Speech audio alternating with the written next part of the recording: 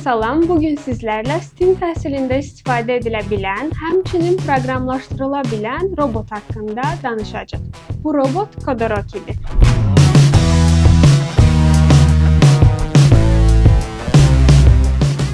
İndi isə qutunun içərisində nələrin yer aldığına baxaq. İlk öncə istifadəçi kitabçasını görürük.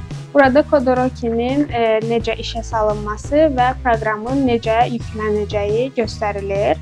Daha sonra bu hissə Kodi adlanır və burada 8 dənə müxtəlif rənglərdə olan kartlar mövcuddur ki, Kodoroki üzərində olan sensorlar vasitəsilə bu rəngləri müəyyən edə bilir.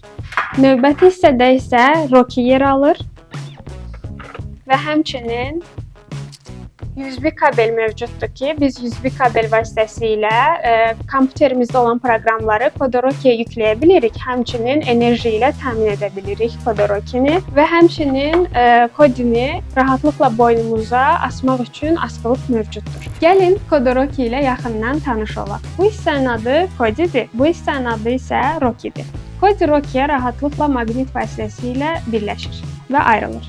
Birinci Kodidən danışaq. Kodinin üzərində ilk öncə LED panel görürük. Burada müəyyən animasiyaları göstərə bilərik və həmçinin düymələr var üzərində. Bu düymələrə müəyyən proqramları yaza bilərik ki, məsələn, bu düyməyə A düyməsinə basdıqda bu proqramlar icra edilsin. Kodorokidə burada mərkəzdə speaker yerləşir. Bu speaker vasitəsilə Kodoroki səsləndirmə edir və yaxud da danışır deyə bilərik. Daha sonra bu hissədə söndürüb və yandırmaq düyməsi var Kodorokinin. Tam yuxarı hissəsində USB kabellə əlaqələndirmək üçün port var və həmçinin kənarda potensiometr kimi istifadə edə biləcəyimiz bir düymə.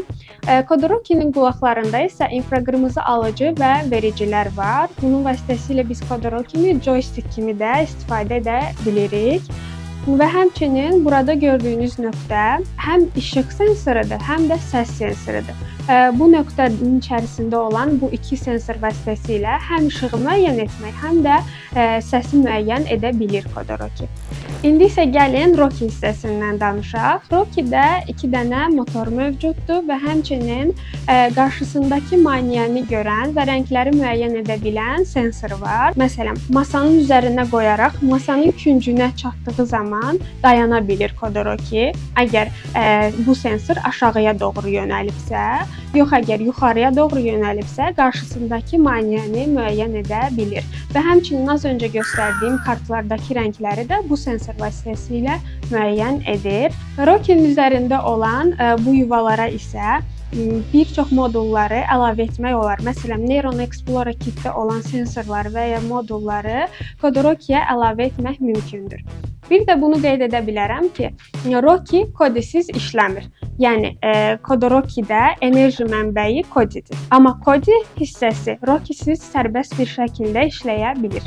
Kodoroki bir oyuncaq deyil. Kodoroki ilə biz ilk öncə blok əsaslı proqramlaşdırmanı öyrənirik. Bizim alqoritmik düşüncə tərzimiz yaranır.